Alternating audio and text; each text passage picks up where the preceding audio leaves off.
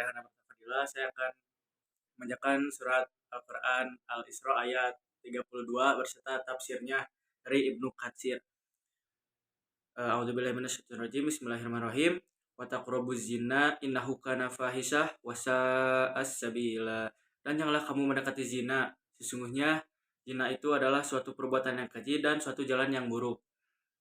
Allah Subhanahu wa taala melarang hamba-hambanya berbuat zina, begitu pula mendekati dan melakukan hal-hal mendorong dan menyebabkan terjadinya perzinahan.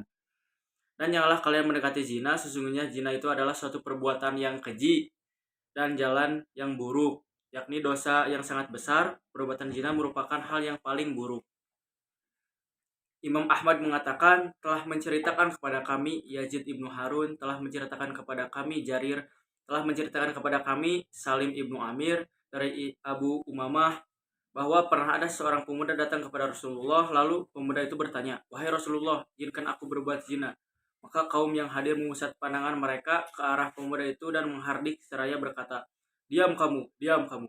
Rasulullah SAW bersabda, "Dekatkanlah dia kepadaku." Maka pemuda itu mendekati Rasulullah dalam jaraknya yang cukup dekat, lalu Rasulullah bersabda, "Duduklah." Pemuda itu duduk dan Nabi Muhammad SAW bertanya kepadanya, "Apakah kamu suka berbuat zina dilakukan terhadap ibumu?"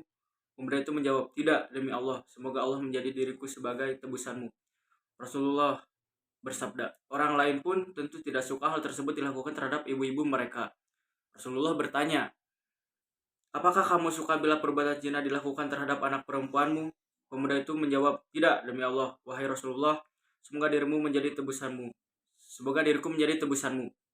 Rasulullah SAW bersabda menguatkan, "Orang-orang pun tidak akan suka bila hal itu dilakukan terhadap anak-anak perempuan mereka."